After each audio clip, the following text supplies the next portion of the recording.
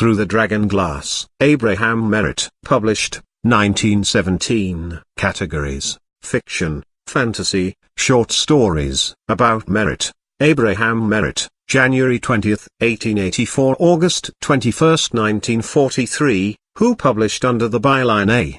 Merritt, was an American editor and author of works of fantastic fiction. Source: Wikipedia. Also available on our channel. Merritt, Seven Footprints to Satan, 1927. Burn, Witch, Burn, 1932. The Moon Pool, 1919. The Ship of Ishtar, 1924. The Face in the Abyss, 1923. 3 Lines of Old French, 1919. The Metal Monster, 1920. Creep, Shadow, 1934. The Women of the Wood, 1926. The Fox Woman, 1949. Copyright: this work is available for countries where copyright is life plus 70 and in the USA. Herndon helped loot the Forbidden City when the Allies turned the suppression of the Boxers into the most gorgeous burglar party since the days of Tamerlane. 6 of his sailormen followed faithfully his buccaneering fancy. A sympathetic Russian highness whom he had entertained in New York saw to it that he got to the coast and his yacht. That is why Herndon was able to sail through the Narrows with as much of the Son of Heaven's treasures as the most accomplished laborer in Peking's mission vineyards. Some of the loot he gave to charming ladies who had dwelt or were still dwelling on the sunny side of his heart. Most of it he used to fit up those 2 astonishing Chinese rooms in his Fifth Avenue house, and a little of it,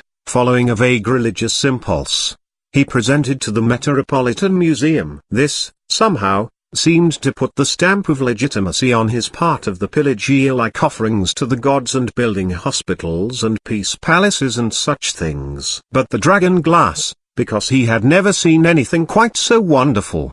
He set up in his bedroom where he could look at it the first thing in the morning, and he placed shaded lights about it so that he could wake up in the night and look at it. Wonderful? It is more than wonderful. The Dragon Glass. Whoever made it lived when the gods walked about the earth creating something new every day. Only a man who lived in that sort of atmosphere could have wrought it. There was never anything like it. I was in Hawaii when the cables told of Herndon's first disappearance. There wasn't much to tell. His man had gone to his room to awaken him one morning and Herndon wasn't there. All his clothes were, though. Everything was just as if Herndon ought to be somewhere in the house, only he wasn't. A man worth 10 millions can't step out into thin air and vanish without leaving behind him the probability of some commotion. Naturally, the newspapers attend to the commotion, but the columns of type boiled down to essentials contained just 2 facts: that Herndon had come home the night before, and in the morning he was undiscoverable. I was on the high seas, homeward bound to help the search, when the wireless told the story of his reappearance. They had found him on the floor of his bedroom, shreds of a silken robe on him, and his body mauled as though by a tiger. But there was no more explanation of his return than there had been of his disappearance. The night before he hadn't been there, and in the morning there he was. Herndon, when he was able to talk, utterly refused to confide even in his doctors. I went straight through to New York, and waited until the men of medicine decided that it was better to let him see me than have him worry any longer about not seeing me. Herndon got up from a big invalid chair when I entered. His eyes were clear and bright, and there was no weakness in the way he greeted me, nor in the grip of his hand. A nurse slipped from the room. "What was it, Jim?" I cried. "What on earth happened to you?" "Not so sure it was on earth," he said. He pointed to what looked like a tall easel hooded with a heavy piece of silk covered with embroidered Chinese characters. He hesitated for a moment and then walked over to a closet. He drew out 2 heavy bore guns, the very ones, I remembered, that he had used in his last elephant hunt. "You won't think me crazy if I ask you to keep one of these handy while I talk, will you, Ward?" he asked rather apologetically. "This looks pretty real, doesn't it?" He opened his dressing gown and showed me his chest swathed in bandages. He gripped my shoulder as I took without question one of the guns. He walked to the easel and drew off the hood. "There it is," said Herndon. And then, for the first time, I saw the Dragon Glass. There never has been anything like that thing. Never. At first all you saw was a cool, green, glimmering translucence, like the sea when you are swimming underwater on a still summer day and look up through it. Around its edges ran flickers of scarlet and gold, flashes of emerald, shimmers of silver and ivory. At its base a disk of topaz rimmed with red fire shot up dusky little vaporous yellow flames. Afterward you were aware that the green translucence was an oval slice of polished stone. The flashes and flickers became dragons. There were 12 of them. Their eyes were emeralds, their fangs were ivory, their claws were gold. There were scaled dragons, and each scale was so inlaid that the base, green as the primeval jungle, shaded off into vivid scarlet, and the scarlet into tips of gold. Their wings were of silver and vermilion, and were folded close to their bodies. But they were alive, those dragons. There was never so much life in metal and wood since Alakram, the sculptor of ancient Ad, carved the first crocodile, and the jealous Almighty breathed life into it for a punishment. And last you saw that the topaz disk that sent up the little yellow flames was the top of a metal sphere around which coiled a 13th dragon, thin and red, and biting its scorpion-tipped tail. It took your breath away, the first glimpse of the dragon glass. Yes, and the second and third glimpse, too, and every other time you looked at it. Where did you get it? I asked, a little shakily. Herndon said evenly, it was in a small hidden crypt in the Imperial Palace. We broke into the crypt quite by he hesitated. Oh well, call it accident. As soon as I saw it I knew I must have it. What do you think of it? Think, I cried. Think. Why, it's the most marvelous thing that the hands of man ever made. What is that stone? Jade? I'm not sure, said Herndon. But come here. Stand just in front of me. He switched out the lights in the room. He turned another switch, and on the glass opposite me 3 shaded electrics threw their rays into its mirror-like oval. Watch, said Herndon. Tell me what you see. I looked into the glass. At first I could see nothing but the rays shining farther back into infinite distances, it seemed. And then, good God! I cried, stiffening with horror, Jim, what hellish thing is this? Steady, old man, came Herndon's voice. There was relief and a curious sort of joy in it. Steady, tell me what you see. I said, I seem to see through infinite distances, and yet what I see is as close to me as though it were just on the other side of the glass. I see a cleft that cuts through 2 masses of darker green. I see a claw, a gigantic, hideous claw that stretches out through the cleft. The claw has 7 talons that open and close. Good God, such a claw, Jim. It is like the claws that reach out from the holes in the llama's hell to grip the blind souls as they shudder by. Look farther, up through the cleft, above the claw. It widens. What do you see? I said, I see a peak rising enormously high and cutting the sky like a pyramid. There are flashes of flame that dart from behind and outline it. I see a great globe of light like a moon that moves slowly out of the flashes. There is another moving across the breast of the peak. There is a third that swims into the flame at the farthest edge. Here. The 7 moons of Rak, whispered Herndon, as though to himself. The 7 moons that bathe in the rose flames of Rak, which are the fires of life and that circle Lalil like a diadem. He upon whom the 7 moons of Rak have shone is bound to Lalil for this life, and for 10,000 lives. He reached over and turned the switch again. The lights of the room sprang up. Jim, I said, it can't be real. What is it? Some devilish illusion in the glass? He unfastened the bandages about his chest. The claw you saw had 7 talons, he answered quietly. Well, look at this. Across the white flesh of his breast, from left shoulder to the lower ribs on the right, ran 7 healing furrows. They looked as though they had been made by a gigantic steel comb that had been drawn across him. They gave one the thought they had been ploughed. The claw made these, he said as quietly as before. Ward, he went on, before I could speak, I wanted you to see what you've seen. I didn't know whether you would see it. I don't know whether you'll believe me even now. I don't suppose I would if I were in your place here still. He walked over and threw the hood upon the dragon glass. I'm going to tell you, he said. I'd like to go through it uninterrupted. That's why I cover it. I don't suppose, he began slowly, I don't suppose, Ward, that you've ever heard of Rak the Wonder Worker, who lived somewhere back at the beginning of things, nor how the greatest wonder worker banished him somewhere outside the world. No, I said shortly, still shaken by the sight. It's a big part of what I've got to tell you, he went on. Of course you'll think it rot. I came across the legend in Tibet first, then I ran across it again with the names changed. Of course when I was getting away from China. I take it that the gods were still fussing around close to man when Rak was born. The story of his parentage is somewhat scandalous. When he grew older, Rak wasn't satisfied with just seeing wonderful things being done. He wanted to do them himself, and he studied the method. After a while the greatest wonder worker ran across some of the things Rak had made,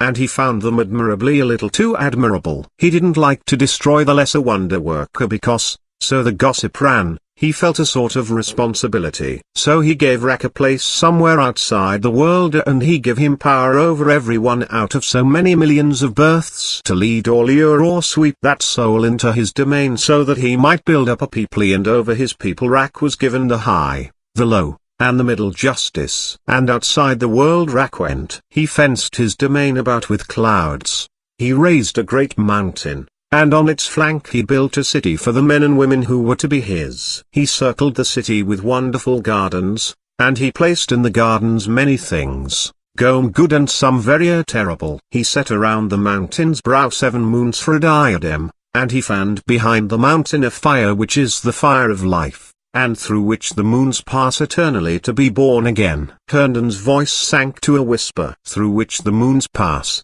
he said, and with them the souls of the people of Rak. They pass through the fires and are born again and again for 10,000 lives. I have seen the moons of Rak and the souls that march with them into the fires.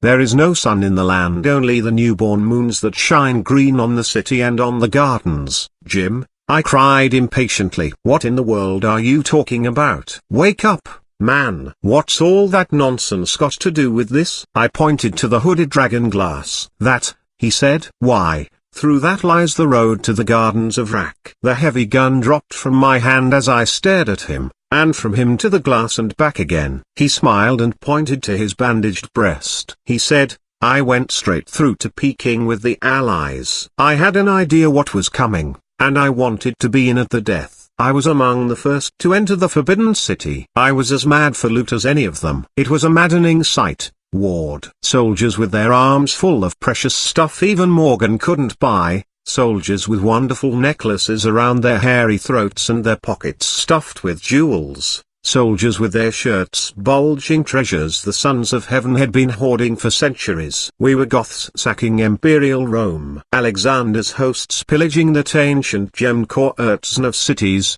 royal Tyre, thieves in the great ancient scale, a scale so great that it raised even thievery up to something heroic. We reached the throne room. There was a little passage leading off to the left, and my men and I took it. We came into a small octagonal room. There was nothing in it except a very extraordinary squatting figure of jade. It squatted on the floor, its back turned toward us. One of my men stooped to pick it up. He slipped. The figure flew from his hand and smashed into the wall. A slab swung outward. By our call it a fluke, we had struck the secret of the little octagonal room. I shoved a light through the aperture. It showed a crypt shaped like a cylinder. The circle of the floor was about 10 feet in diameter. The walls were covered with paintings, Chinese characters, queer-looking animals, and things I can't well describe. Around the room, about 7 feet up, ran a picture. It showed a sort of island floating off into space. The clouds lapped its edges like frozen seas full of rainbows. There was a big pyramid of a mountain rising out of the side of it. Around its peak were 7 moons, and over the peak a face. I couldn't place that face and I couldn't take my eyes off it. It wasn't Chinese, and it wasn't of any other race I'd ever seen. It was as old as the world and as young as tomorrow. It was benevolent and malicious, cruel and kindly, merciful and merciless, saturnine as Satan and as joyous as Apollo. The eyes were as yellow as buttercups, or as the sunstone on the crest of the feathered serpent they worship down in the hidden temple of Tulun. And they were as wise as fate. There's something else here, sir, said Martina. "You remember Martin, my first officer?" He pointed to a shrouded thing on the side. I entered, and took from the thing a covering that fitted over it like a hood. It was the dragon glass. The moment I saw it I knew I had to have it, and I knew I would have it. I felt that I did not want to get the thing away any more than the thing itself wanted to get away. From the first I thought of the dragon glass as something alive, just as much alive as you and I are. Well,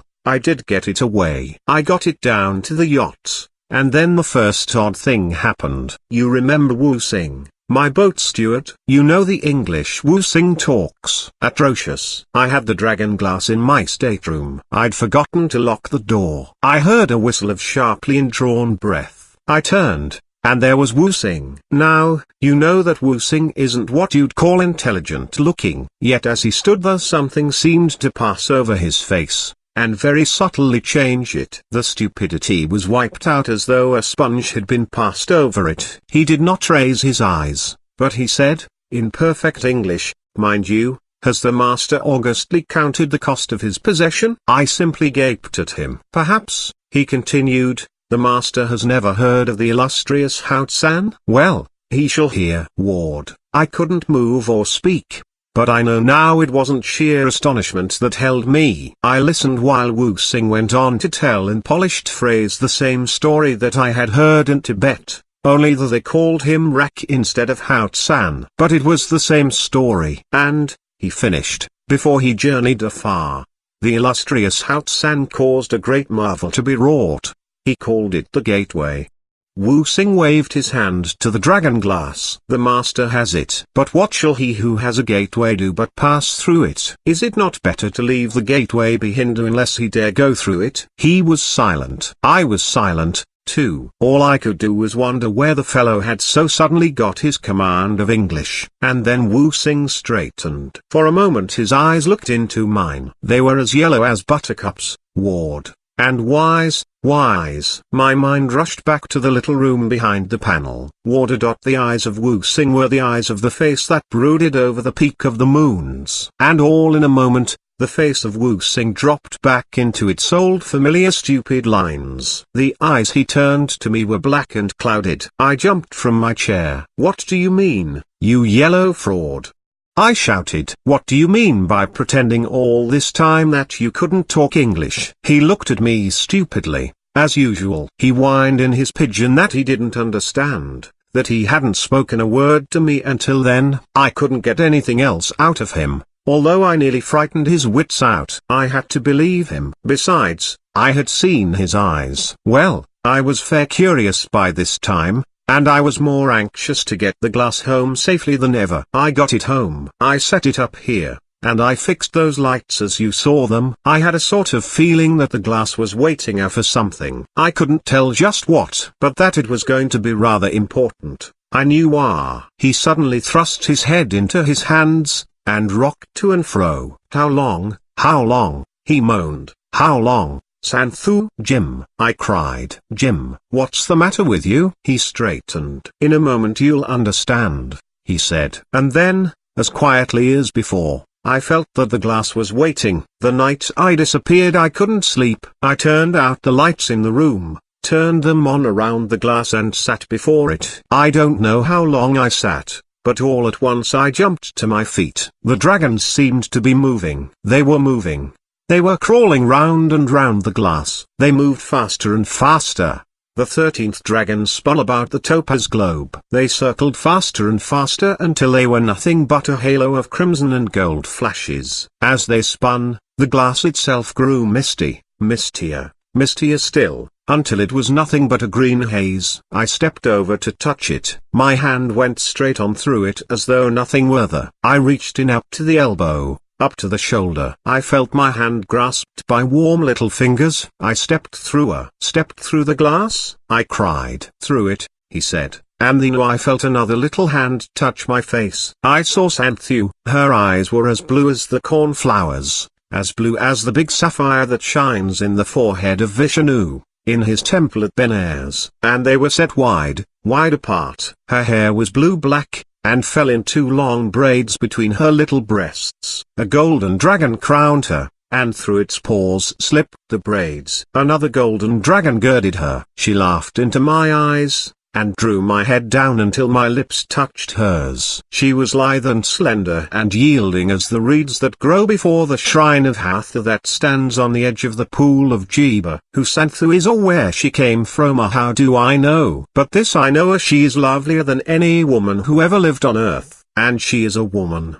Her arms slipped from about my neck and she drew me forward. I looked about me. We stood in a cleft between two great rocks. The rocks were a soft green, like the green of the dragon glass. Behind us was a green mistiness. Before us the cleft ran only a little distance. Through it I saw an enormous peak jutting up like a pyramid, high into a sky of chrysoprase. A soft rose radiance pulsed at its sides, and swimming slowly over its breast was a huge globe of green fire. The girl pulled me towards the opening. We walked on silently, hand in hand. Quickly it came to me a ward. I was in the place whose pictures had been painted in the room of the dragon glass. We came out of the cleft and into a garden. The gardens of many-columned Iram, lost in the desert because they were too beautiful, must have been like that place. There were strange, immense trees whose branches were like feathery plumes and whose plumes shone with fires like those that clothe the feet of Indra's dancers. Strange flowers raised themselves along our path,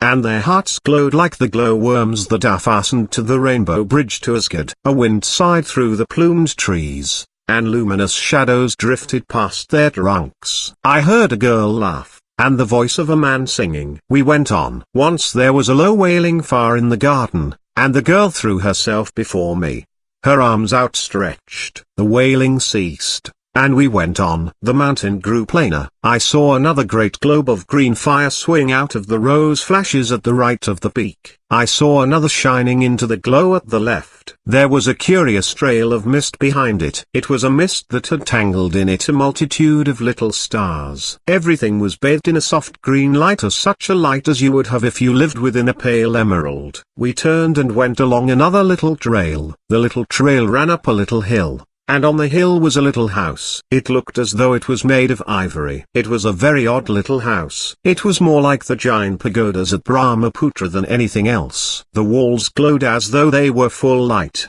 The girl touched the wall, and a panel slid away. We entered, and the panel closed after us. The room was filled with a whispering yellow light. I say whispering because that is how one felt about it. It was gentle and alive. A stairway of ivory ran up to another room above. The girl pressed me toward it. Neither of us had uttered a word. There was a spell of silence upon me. I could not speak. There seemed to be nothing to say. I felt a great rest and a great peace, as though I had come home. I walked up the stairway and into the room above. It was dark except for a bar of green light that came through the long and narrow window. Through it I saw the mountain and its moons. On the floor was an ivory headrest and some silken cloths. I felt suddenly very sleepy. I dropped to the cloths, and at once was asleep. When I awoke, the girl with the cornflower eyes was beside me. She was sleeping. As I watched, her eyes opened. She smiled and drew me to hear her. I do not know why, but a name came to me. Santhu, I cried.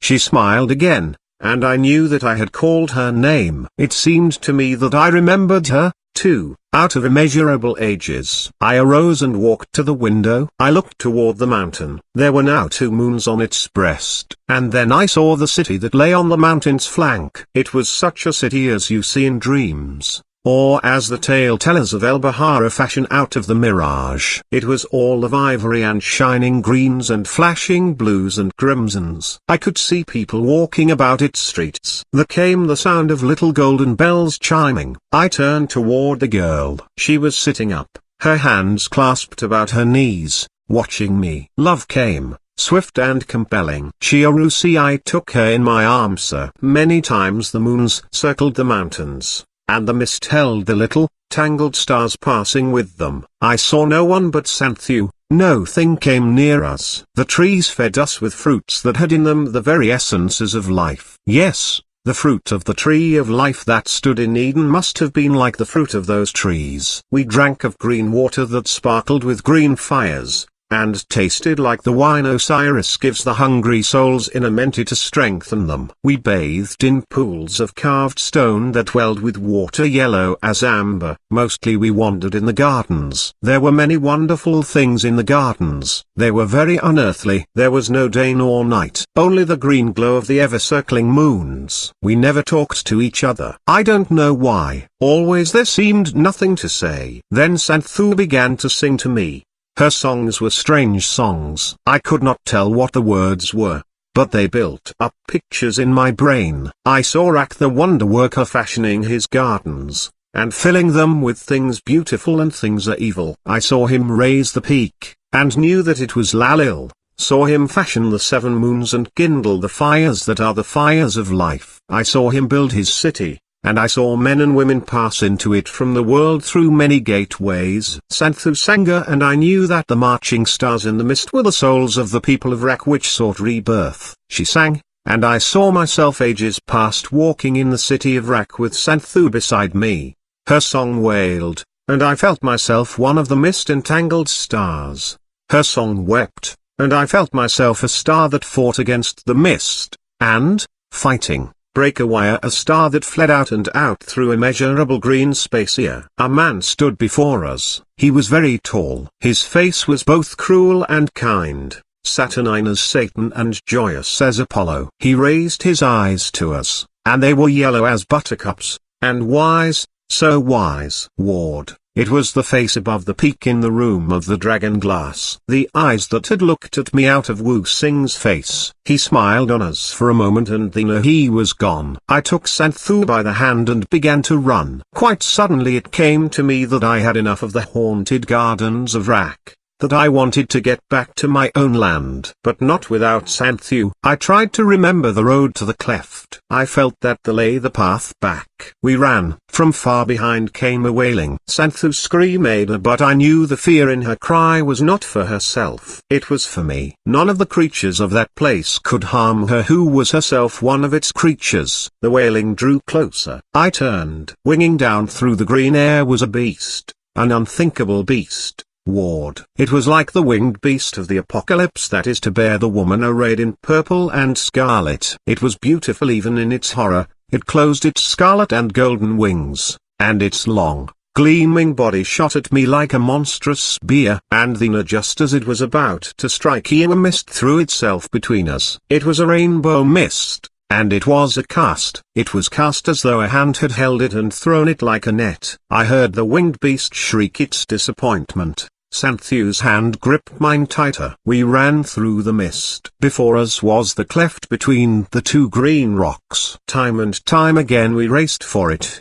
and time again that beautiful shining horror struck at me, and each time came the thrown mist to baffle it. It was a game. Once I heard a laugh, and then I knew who was my hunter, the master of the beast and the caster of the mist. It was he of the yellow eyes, and he was playing me as a child plays with a cat when he tempts it with a piece of meat and snatches the meat away again and again from the hungry jaws. The mist cleared away from its last throw, and the mouth of the cleft was just before us. Once more the thing swooped, and this time there was no mist. The player had tired of the game. As it struck, Santhu raised herself before it. The beast swerved, and the claw that had been stretched to rip me from throat to waist struck me a glancing blow. I fell through leagues and leagues of green space. When I awoke I was here in this bed, with the doctor men around me and Thesa. He pointed to his bandaged breast again. That night when the nurse was asleep I got up and looked into the dragon glass, and I saw the claw, even as you did. The beast is there. It is waiting for me. Hemden was silent for a moment. If he tires of the waiting he may send the beast through for me, he said. I mean the man with the yellow eyes. I've a desire to try one of these guns on it. It's real, you know. The beast Isa and these guns have stopped elephants. But the man with the yellow eyes, Jim, I whispered. Who is he? He, said Herndon. Why, He's the wonder worker himself. You don't believe such a story as that, I cried. Why, it's lunacy. It's some devilish illusion in the glass. It's like the crystal globe that makes you hypnotize yourself and think the things your own mind creates are real. Break it, Jim. It's devilish. Break it, he said incredulously. Break it? Not for the 10,000 lives that are the toll of Rack. Not real? Aren't these wounds real? Wasn't Santhu real? Break it. Good God, man, you don't know what you say. Why, it's my only road back to her. If that yellow-eyed devil back there were only as wise as he looks, he would know he didn't have to keep his beast watching there. I want to go, Ward. I want to go and bring her back with me. I've an idea, somehow, that he hasn't full control of things. I've an idea that the greatest wonder worker wouldn't put wholly in Rack's hands the souls that wander through the many gateways into his kingdom. There's a way out, Ward. There's a way to escape him. I won away from him once, Ward. I'm sure of it. But then I left Santhu behind. I have to go back for her. That's why I found the little passage that led from the throne room. And he knows it, too. That's why he had to turn his beast on me. And I'll go through again, Ward. And I'll come back again with Santhu. But he has not returned. It is 6 months now since he disappeared for the second time. And from his bedroom, as he had done before. By the will that they found, the will that commended that in event of his disappearing as he had done before and not returning within a week, I was to have his house and all that was within it. I came into possession of the dragon glass. The dragons had spun again for Hamden, and he had gone through the gateway once more. I found only one of the elephant guns, and I knew that he had had time to take the other with him. I sit night after night before the glass, waiting for him to come back through a tar with Santhu. Sooner or later they will come. That I know. The end. Thank you for listening. Free Audiobooks channel. If you like the audiobook, please do not forget to click like and subscribe buttons.